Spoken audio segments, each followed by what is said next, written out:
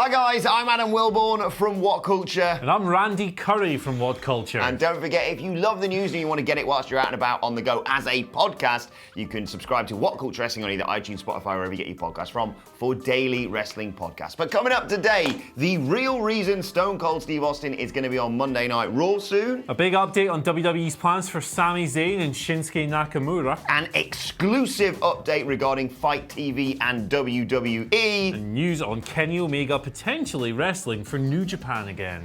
This is the news. We're going to kick things off with Sasha Banks. She's back. She's doing boss stuff all over Raw. Michael Cole is screaming his little heart out with that goddamn catchphrase.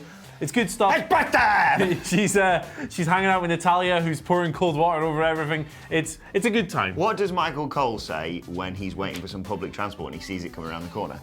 It's bus time! Of course he does. Anyway, who knows? Maybe he travels by subway. You don't know these things, stalker.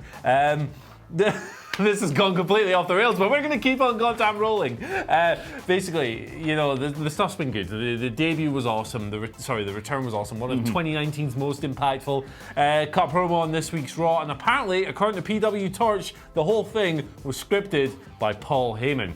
Paul Heyman is apparently the mastermind behind this new Sasha Banks heel run, reverting to a character that she hasn't really played since NXT properly. They add that he, as well as being responsible for the promo, he is playing a very hands-on role with the character and its direction going forward. Heyman seems to have taken a massive interest in this whole thing. He wants to make it right, he wants to make it work, and to be honest, doing a pretty good job so far. Yeah, I get this feeling that all the time whenever we report good stuff coming out of Monday Night Raw, it's like, oh yeah, Paul Heyman's associated with that. Yeah, it was Paul. It's great stuff, this, because I think, you know, she had this fantastic return, as you mentioned there. A bit with stuff with Natalia subsequent to that was a bit like, don't really care about Natalia.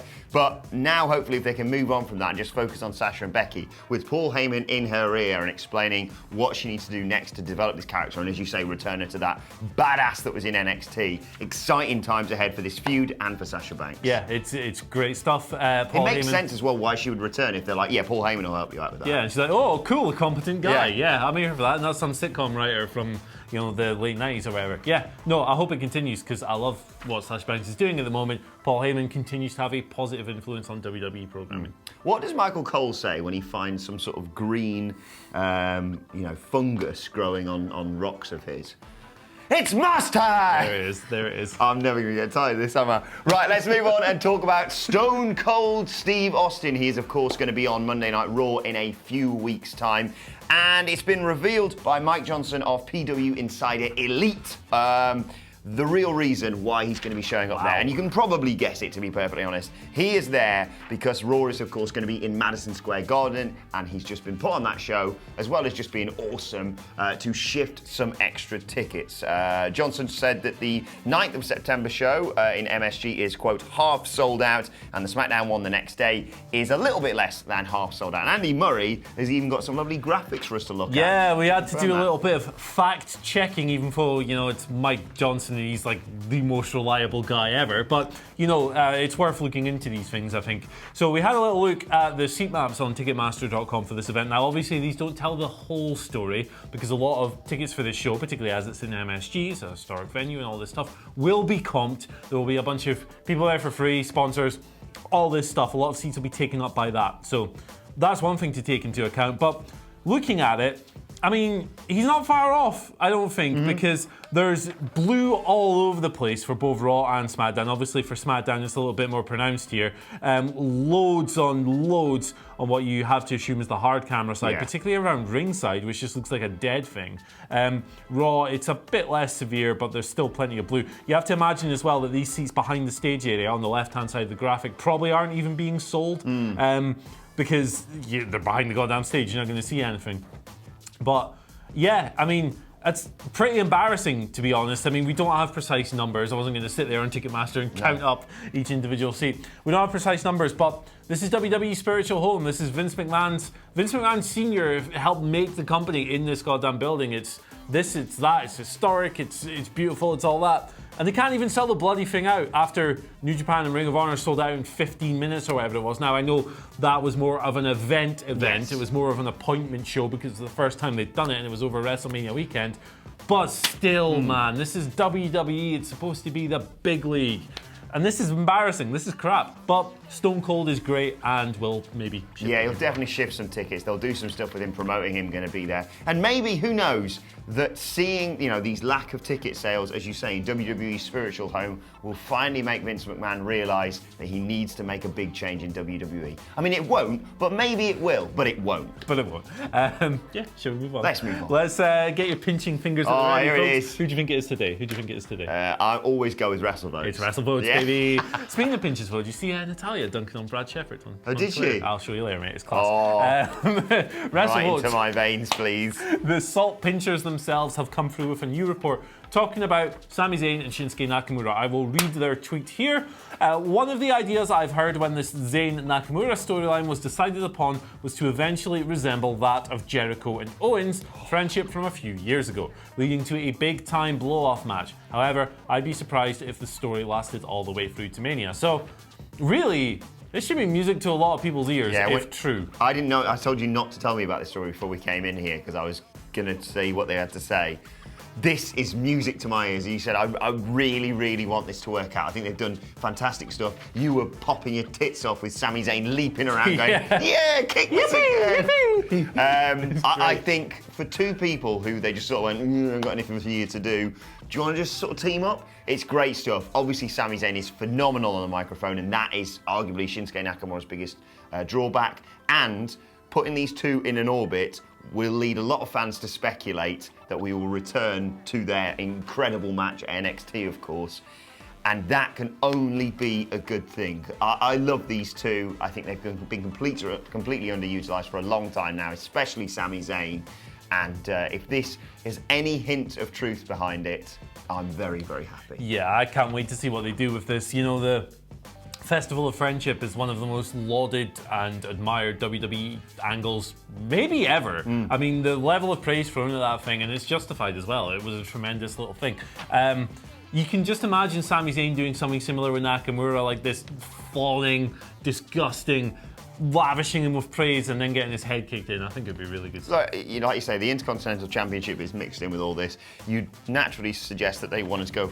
You'd want them to go for a higher up title, but if they can keep this bubbling and, like you say, get it to a big feud for something like that'd be great. Just a really big feud for the IC title would make it feel huge. If you slowly have one of them turn on the other one or whatever, or however you want to lay it out. Some great stuff. Keep them together. Don't ruin this before WrestleMania. You don't need to do that much. Just take your time with it. For God's sake, WWE, do some long-term. Come on, planning. WWE. Right, let's move on to an exclusive here for WhatCulture.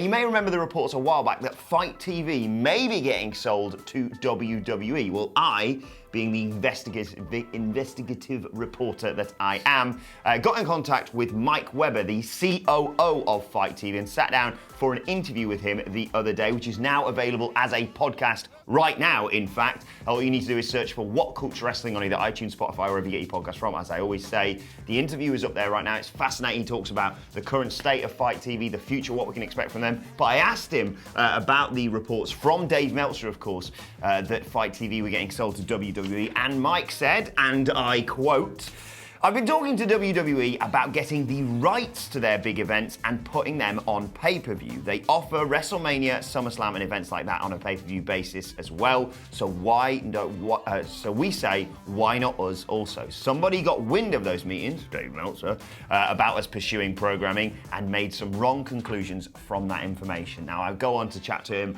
about all the indie promotions because that was the biggest concern if they were going to be getting sold to WWE, that their connections within the industry and the support for, independent promotions from the small to the huge with New Japan and AEW, of course. But he reassured me, that is not happening. The meetings that FITE TV had with WWE that people were hearing about was basically them trying to negotiate for the big four pay-per-views to be sold as pay-per-views on their FITE TV channel. So rest easy, independent wrestling fans. They are a huge fan and supporter of indie wrestling, however you want to consume it, and they are well worth checking out. And go and listen to that interview right now because it is some fascinating stuff. And Mike Webber's got like 35 years in the industry, started off in WWE, tells some great stories about when he started off in there and who he became pals with. It's a great interview, and good news for independent promotions. I think this is the best possible news that could have ever come from this story, and not just for indie promotions, for AEW as well. Like, it's a vital platform for them, streaming their shows in foreign markets, like here in the UK, which is also on ITV box office and stuff, but I digress. Yeah, no, I'm delighted to hear this, really. Like Starcast, I can't wait to view a bit of Starcast this weekend. Oh, Conrad, just hook it up, See baby. Punk in the ring? Yes, I did see Oh Punk in the my God. ring. 20k bump, baby. Be still my beating heart. Oh, shall we wrap things up with our final story? Yes. Let's talk about Kenneth Omega, Kenny Omega, the video game wrestle guy.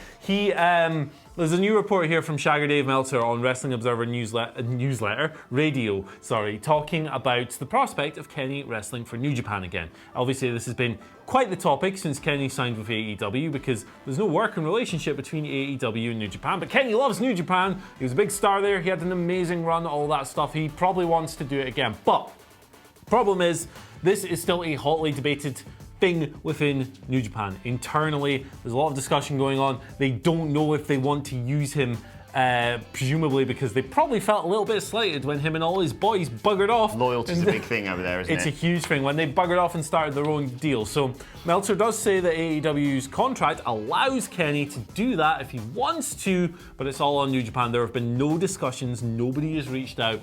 Looks like it ain't happening, which is bittersweet. Yeah, I mean, it strikes me that it strikes me that it is something that these two parties should work towards, because they're not up against each other. I don't think AEW are up against WWE technically. I think we can all have great wrestling in lots of different places, but I digress. And if you can get someone like Kenny Omega, who obviously is a linchpin of AEW, to say, look, I'll scratch your back. I'll come and do some independent dates and do some shows, because the whole absence makes the heart grow fonder. Now, Kazuchika Okada's doing his stuff, and you can cherry pick a million different people for Kenny Omega to face in New Japan, and now he's had some time away. And then you open the door for potentially New Japan saying, all right, well, considering you let us have him for these dates, who would you like from our roster? Yeah, exactly. It'd be beneficial for everyone if they could work this out. And it's not going to be as difficult as saying, can we get a WWE guy for a few dates? But I can completely understand that New Japan feels slighted, and we all know how big a deal loyalty is over there, and they may even decide to cut their nose off to spite their face a little bit. No, absolutely. And it's a shame that we don't get to see Kenny Omega having these great matches in New Japan again, but maybe he'll be having them in AEW. Yeah, excited for that Pac match this week. Don't forget, we're going to be live streaming, watching that. We're going to be live streaming NXT and Royal Quest. It's a big weekend. It's a busy weekend, and I'm working all of it. R.I.P. sleep. Let's move on to your Twitter questions. First question today, who's tweeted at WhatCulture WWE, comes from everyone's favourite Misfit, who says, if the rumours of 205 Live being phased out after the move to Fox are true, can AEW capitalise by making a cruiserweight/light heavyweight division of their own, or would the TNA X division route, no weight class, just high flying, be a better choice? Yeah, the X division route would be a better choice. I loved the X division. It was great back in the day until Eric Bischoff and Hulk Hogan ruined it. The thing with AEW is that a lot of the roster are small guys. Like, I've probably, and this is just me estimating, about 75% of those guys would be in the lower weight class anyway. So if you classify it as a weight thing, then the roster, suddenly that is the biggest roster, when really it should be an alternative, almost like a niche. But yeah, no, an X Division alternative would be awesome. I loved the X Division as well. It was like the most innovative and exciting thing in American wrestling for ages. And then it just kind of got dunked on. It's still a thing today, obviously, and there are a lot of great wrestlers in it now. But I mean, Jake Christ, Ace Austin, all these guys in Impact, great wrestlers, but it's not quite what it used to be. We always say, not per every decision, but for most decisions where WWE go left, AEW should probably go right to offer an alternative, and I think this is a perfect example. Like, if you're going to say, we don't need that flippy bollocks anymore, or at least in and of itself, on its own, absolutely, X Division AEW, sign me right up. David Rotten gives us our second question of today. Speculate on something that I suggested yesterday on our SmackDown review podcast. Vince McMahon wouldn't have Shorty Chad Gable win King of the Ring just because he'd find it hilarious to make Gable wear an oversized crown and robe that made him look like a child in his parents' bathrobe, would he? Yes, he absolutely would. Yes, to answer your question. I suggested it as like a great redemption story. He suggested it as, haha, that's too big for you. Yeah, it's all bollocks. I hate Crown falling over his eyes. I hate what they're doing with Chad Gable, man. Yeah, we get it. He's small, but he's also brilliant. He's really good. Why are they highlighting his only flaw? Idiots. And why did Michael Sidgwick point out when Shelton Benjamin had a go at him, did he look like this? Like a sad puppy that you just want to give a cuddle to. He's not like fired up babyface. I'll show you, just... Final question today comes from Pete Chapman, who says, do you think the WWE would have the gall to launch NXT's new TV slot with a big focus on the Dusty Rhodes Tag Team Tournament finals in their first direct episode against AEW? Any clearer way for Vince to disrespect Cody and the Bucks? Yep. Pete Chapman, Yep. you may have just given the WWE a very good idea. You know what? I'm here for it as well. Imagine the sheer pettiness of that move. Kicking things off by going, hey, Cody, you like your dad, do you? Well, so do we. I'm into it 100%. Yeah. Yes. Give me all that bollocks. I'm here for it. Yeah, and when you say, do you think, any question that starts, do you think WWE would have the gall? I just go, yes, Yep. absolutely. Yep. Right, let's move on to today's and finally, and I've noticed a little something on Twitter that I feel we should bring to the fore, and that is that Tommy Tango, off of New Japan, I think that's his name anyway, is here Tiny Tommy. He's in the one with the bad luck failures, Yeah. mate. He's here in England. He tweeted yesterday, England over here still in the medieval ages with their no air conditioning having ass. He also ate some fish and chips. So, I'd like to extend an invitation. Seeing as you're here for Royal Quest, of course, come and give us a visit. Yeah. Come on, Tommy. You know, Here, boy. we came to you, right? And we showed you up on your home turf. We're right here. We're not difficult to find. We're here in Newcastle. Pay us a visit. Hey, he's full of Wait, it. Simon Miller's not here. Don't pay us a visit. Hey, he's full of it, though, isn't he? Like, he talks all this crap, like, WhatCulture, I'm gonna be great. What's he do? Oh, he's hanging out in London, he's eating fish and chips. Got a little show to put on, have you, mate? Got a little show? Don't care. Come north, see the boys. The show is on Saturday, if Yeah. I'm not mistaken. Today is Thursday. But don't bring your dad, please. That's all. But you, This close to legitimately shitting Simon Miller. you and your brother, what's his name? Camacho, bring him as well. Come on, boys. No, hard to find. I feel like we may regret this, but anyway. I reckon I could bench press Tamatonga. Let us know your thoughts on that and all of today's news stories in the comment section below. And don't forget to like, share, and subscribe. And you can send us Twitter questions at WhatCultureWWE. Watch there. Follow both of us. You can follow Andy at Andy H. Murray. The H stands for Hagrid, because you are a wizard. Harry. Follow me at Adam Wilborn, and make sure you subscribe to What Culture Wrestling wherever you get your podcasts from for daily wrestling podcasts and that interview with Mike Webber, COO of FITE TV. Fascinating listen, that. Right, my thanks to Andy Murray. Thank you for watching, and we will see you soon. Oh, we're gonna get killed by Haku.